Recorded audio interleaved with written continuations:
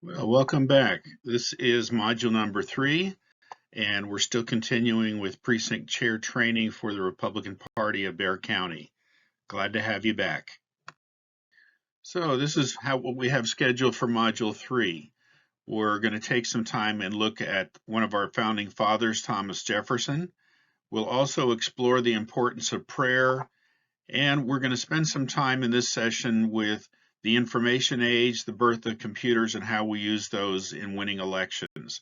So we do that primarily through using GOP data, and we'll explore what searches do we need to make and what voters do we need to focus on and reach. So as we've mentioned before, these modules can be viewed and reviewed in 2 different formats.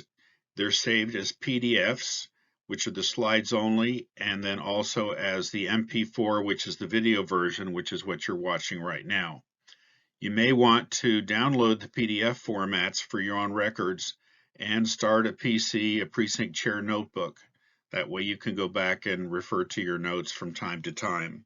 These modules are designed to be open source and shareable. So if you know somebody that's thinking about being a precinct chair, this is a good way that they can start. If you have any questions, please contact us at GOP headquarters here in Bexar County. You can go to our website at bexargop.org, or you can call us at the office at 210-824-9445. And these files will not self-destruct, but they will impact our enemies when you put them into good practice. So here's a couple of quotes by Thomas Jefferson. Again, we're talking about somebody that was a president back in the very early 1800s. I think myself that we have more machinery of government than is necessary. Too many parasites living on the labor of the industrious. And how about this one? Government big enough to supply everything you need is big enough to take everything you have. The course of history shows that as a government grows, liberty decreases. The 2 enemies of the people are criminals and government. So let us tie the second down with the chains of the Constitution, so the second will not become the legalized version of the first. Very wise indeed. Here's some module action steps. Number 1, continue to revisit and revise your vision statement that you worked on at Module 1. Number 2, please continue to picture our county executive committee meetings with more unity.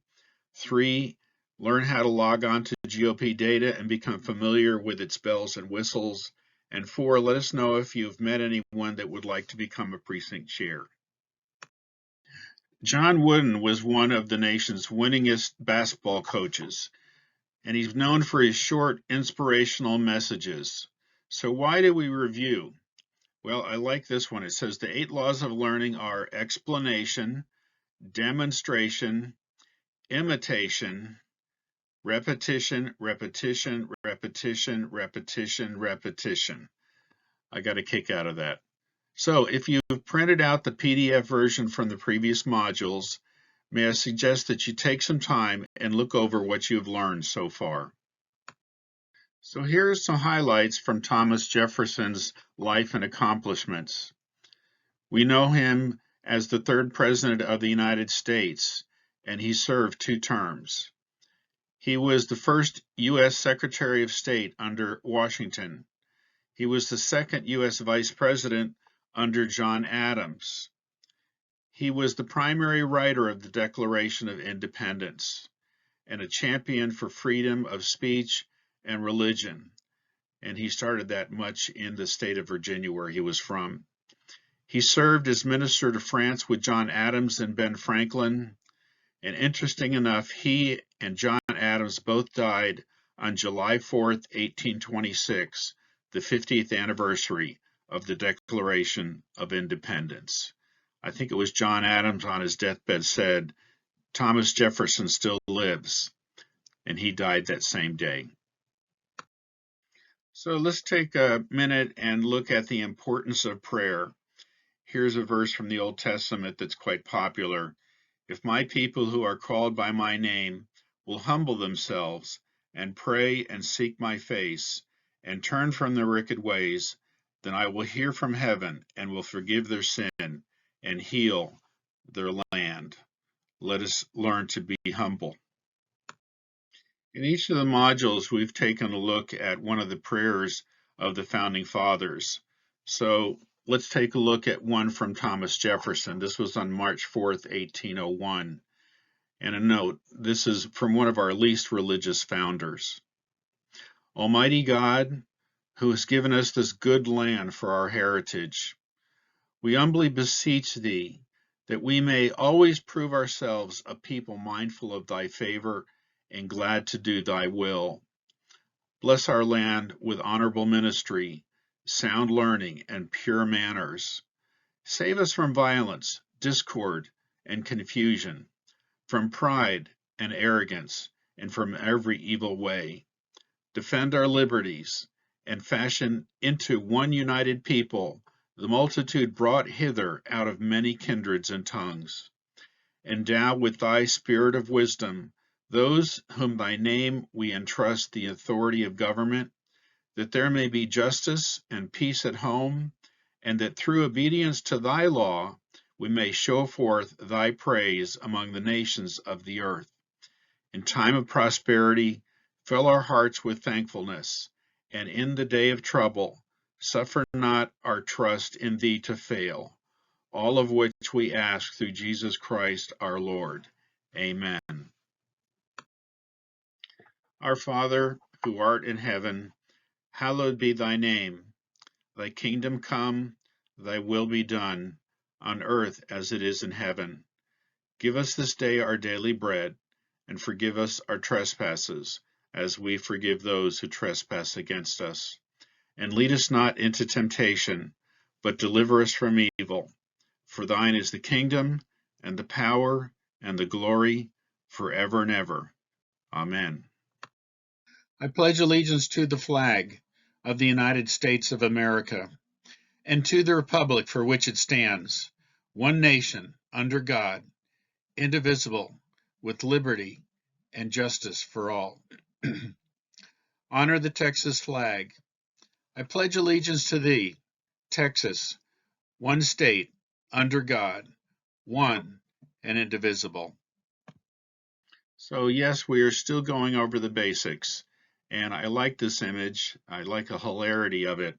But Vince Lombardi, I understand, at his pro football training camp would hold up a football and he would say, "This is a football." I think we can't ever spend too much time going over the rudimentaries and the foundation and making sure that we are built on a sure foundation. So in this module, we're going to take a look at how computers have really been able to help us in identifying our voters. And this all started with the birth of the information age. So I did some research and I wrote this. In 1911, three companies came together to form the Computing, Tabulating, and Recording Company, CTR. In 1924, they changed their name to IBM, the International Business Machines. They were the first to build punch card tabulating machines and time clocks. They were also known at the time as Big Blue, and they marketed mainframe computers and software through their service agreements. Their punch card system was a huge step in being able to sort people by their individual personal information. What would have taken months could now be done in a matter of minutes. And I had a chance in college, in a college physics class, that was back in 1971. I got to punch cards and then feed them into a reader for a physics problem that our group was working on. So GOP data allows us to sort through our precinct and identify voters who will most likely help us win elections. So here's two pictures. The one on the left would be an example of a mainframe computer. This would be like what they would have called Big Blue from IBM. And some of these would take up whole walls.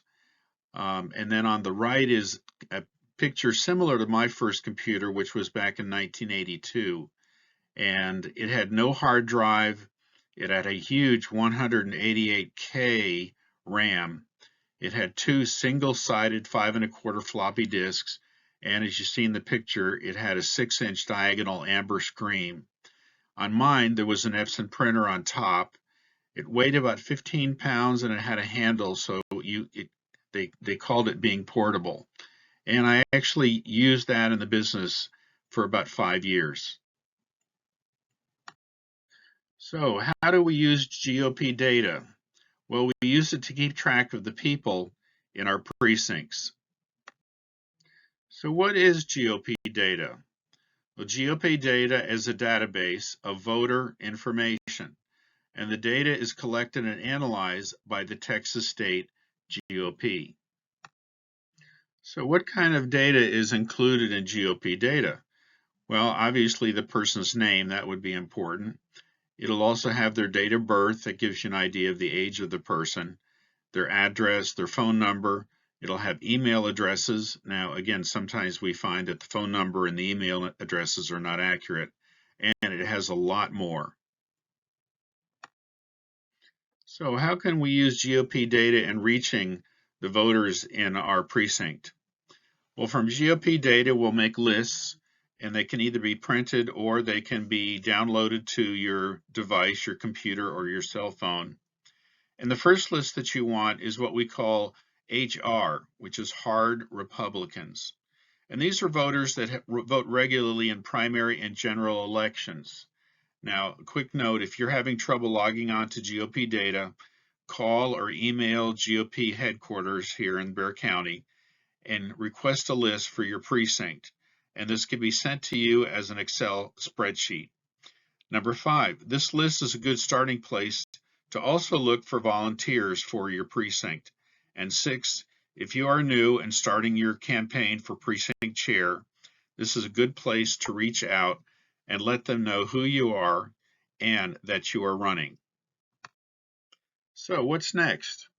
Well, the next list that you want is WR, which is weak Republicans. Now, these vote less frequently and sometimes not even in the primaries. So this is also a good group to educate on the importance of primary voting. Number 4, this group can greatly improve your turnout for elections. So this is a good group to get a list of and to stay in touch with. The last group that we want to focus on are what are referred to as swing voters, or SV. Now, in our current voting climate, we are seeing a great number of former Democrats voting Republican. It's not so much that they are leaving the Democrat Party as much as it's the Democrat Party is leaving them. And this is a trend that we definitely want to encourage. Now, it's a very large group, but they're kind of fickle. And what do I mean by that? Well, they have a very small percentage that actually will go out and vote. I think it's around 13%. So these are probably best reached through one-on-one block walking, face-to-face. Now, if you find something that works with this group, be sure to share it with the rest of us. So where should we focus? Well, here's some numbers. Hard Republicans vote 75% of the time. So that's a group we definitely want to stay in touch with. Weak Republicans vote 60% of the time. So that's also a good block to be staying in touch with. Now, swing voters, as I mentioned in the previous slide, are the largest group, but they only vote 13% of the time. Now, it's interesting that the media tells us to always focus on the independents and the swing voters. We can expend a lot of effort in trying to reach out to them without seeing very much in the way of results. So rather, we should focus on hard Republicans and weak Republicans. And after that, if we have time, let's reach out to independents and the swing voters. That's a much wiser plan. So here's a graphic I put together on what that would look like. Our main emphasis is going to be on the hard Republicans and then the weak Republicans. And as we have time, we then focus on the swing voters. So let's take some time now and explore what we can do on GOP data. So what exactly do we do with this information? Well, we use it to reach out to the voters in our precinct. And as we have volunteers, we can use it to create lists for them, which would include block walking lists, phone banking lists, and texting lists. We can also use GOP data to find voters and learn about their voting record. Now, a good way to learn is this part of GOP data is to actually do some research on yourself. So see what's there, what they know about you, and here in the next slides, we're going to take a look at how to do that. So here's an example of what GOP data will look like when you first log on. So you're going to have some information on Texas voting, and it'll have a breakdown by party. And you'll notice it's a little small, but those bar graphs at the bottom, it's got hard Republican, weak Republicans. In the middle is the swing voters, which again you can see is the largest group, but they also have the lowest turnout, and then your weak Democrats and your hard Democrats. So here's what you would do if you wanted to do some research on yourself, a voter, or maybe even a candidate. So the first thing you would do is select the tab at the top that says Find a Voter. Then you would type in your name or the voter's name that you're trying to research, and that'll bring up some search results. You want to make sure that you're not the only one there. And again, you can kind of tab down until you find it where it says previous and next. You can tab backwards or forwards until you find your name there listed. So you can see that there's a lot of information here. You've got personal information, voter info, voter history, voter frequency, geographical location, tags, notes. So there's a lot here that you can explore. So again, spend some time, click on the different tabs and see what is there about you, and again, how to use it. So let's talk about creating some lists. So in the next slides, we'll take a look at generating lists that you can use in your precinct.